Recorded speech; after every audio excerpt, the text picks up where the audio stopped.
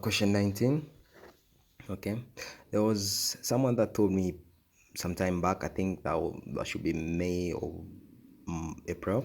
Okay, told me to do a question on second property. Okay, so this question is specifically for you. Okay, so follow this question, okay, as I start to answer. All right, and pardon my drawings. Okay, so you have that, then you have this tangent, then you have that line, then you have that line, then you have that line, then you have that line, then you have that line, you have S, you have R, you have Q, you have P, you have T. Okay, the angle inside here is 42, the angle just here is 26. Okay, here is the center O. Okay, all right, so pardon my drawings, please. Okay, so let's get down to business. So part A is calculate PRS. Okay, that's part A. Find the angle PRS. Okay, one thing I would advise you on second property. Second property will probably be one of the topics in mathematics where you have to study. Like it's theory. There are notes on second properties, so it will do you a lot of good when you study the notes on second properties, because that's where the answers come from. It becomes easy if you understand the theoretical part of it. So make sure you study the notes on second property. And another way of answering it, once you have the notes in your head, is extracting. Don't try and answer it from the original question. Okay, you should be extracting parts. Look at what is being talked about and then try to extrapolate it from the original thing and then answer it. Okay, all right, so let's look at this. We have PRS. Okay, so we're looking for angle PRS, so this angle here. Okay, so you can do this. Draw the circle. Okay, you have P there, so you're looking for PRS. Okay, so we're looking for PRS, this angle here. Okay, that's the angle we're looking for. Now you look at this arc. Okay, you look at this arc PS or SP, this arc. Okay, and ask yourself, is there any angle that is being raised by this arc? Like, is there any angle? Are there lines coming from this arc apart from this one that's connecting to R? Okay, so when you look at the original question, you see there's this line that even extends outside the circle, this line SQ. Okay, and then there's also the line PQ. Okay, PQ and SQ extended, they are coming from this same arc. Okay, so the angle that is made by these lines at Q, which is 26, okay, will be equal to any angle that will be made by any other line coming from this same arc. So when you look at it, there is also these two lines coming from here. Okay, so that means PRS angle is also equal to 26. Okay, so you write angles on the same arc. Okay, this is a mark also. You have to, you don't just like it's magic show. No, you have to write some notes. That's how second property works. All right, so that's how you answer that one. Okay, let's move to part B. Part B says angle PRQ. Okay, you go back to your original. Okay, let's look at the question. It's clear. So we're looking for angle PRQ, this angle here, PRQ. Okay, so when you look at PRQ, the triangle that is concerned is PRQ. Okay, this triangle here, here, here. So you can just separate it from the circle. Okay, PRQ. So we're looking for this angle here, this angle here. This is the one we're looking for. Okay, at P we already have 42. Okay, now what's the angle here at Q? Okay, remember O is the center of the circle, which means PR is the diameter. Okay, and the angle that is made in the circumference by this diameter will be 90 degrees. That's also a property. Okay, so that means the angle here at Q is 90 degrees. Okay, another thing you can use is, because this is diameter, right? The angle at the center is 180. Okay, remember that property, angle at the center is twice the angle at the circumference. So if at the center is 180, then twice at the circumference should be 90. Okay, all right, so angle at Q then is 90. Okay, let's find now PRQ.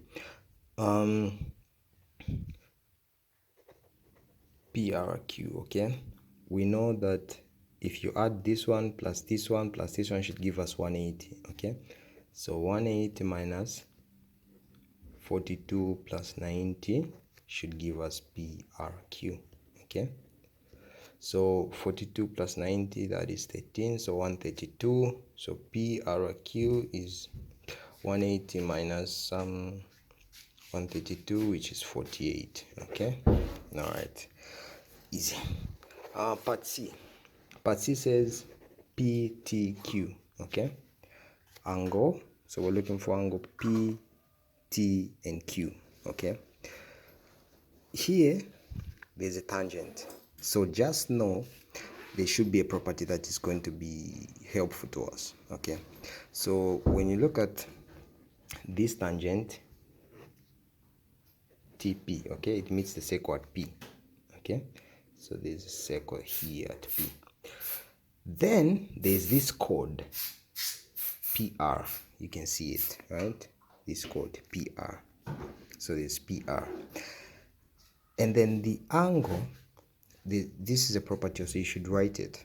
Okay, the angle made between the tangent of a circle and the chord of that circle. So this tangent and this chord are making this angle. This angle that is being made by this tangent and this chord is equal to the angle in the alternate segment. There are two segments. There is this segment and there is that segment. So this angle is affecting this segment. So that means the alternate segment is this segment. So the angle that is made between the tangent and the chord, a chord is a line that cuts a circle at 2 points. The angle that is being made by the tangent and the chord here is equal to the angle in the alternate segment. So the alternate segment is this. So any angle that will be made by a line coming from P and R is the same as this. Okay, it's a property. So when you look at this, there's this line coming from P, there's this line coming from R, they are meeting at Q. So the angle that they are making here will be the angle that will be here, per Q. So this is 90, as we know, because of the property I just talked about in part B.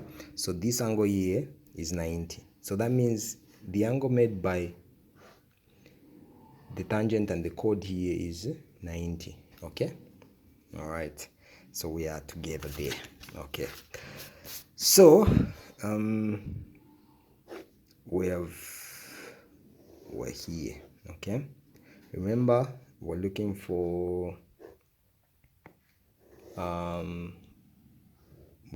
the angle here at T. We're looking for PTQ.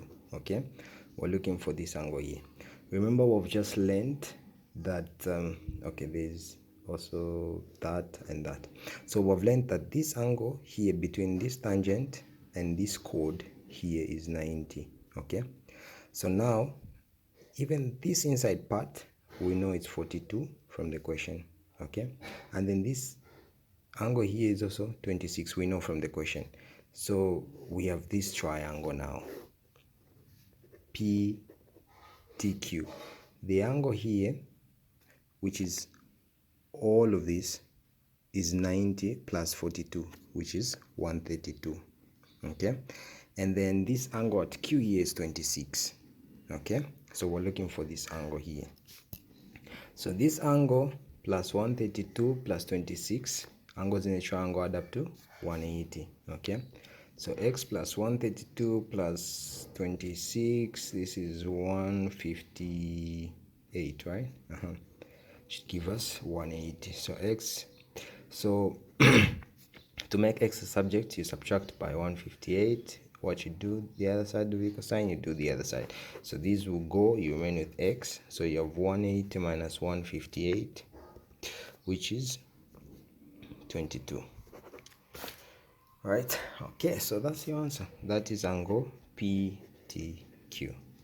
Thank you. Okay, so we're looking at question 20, which is the last question that I'm dealing with in math paper 1 2016. We'll move on to 2017 next time we do a video. It's been long overdue. Okay, so it is given that w varies directly as the square of x and inversely as y. Okay, part A says write an expression for w in terms of x, y, and the constant k. Okay, so from this you just say w is equal to kx square over y. Okay, so that's your answer. We'll move to part B. Part B says if x is equal to -6, y is equal to 12, w is equal to 15, find k. Okay, so we're looking for k given those. So you just bring your expression and replace. W you're given is 15 is equal to k. X you're given is -6, so the power 2 over y you're given as 12, right? Okay, so 15 is equal to -6 to the power 2 is the same as -6 by -6 over 12. Okay, this is 15 is equal to -6 by -6 is positive 36 over 12.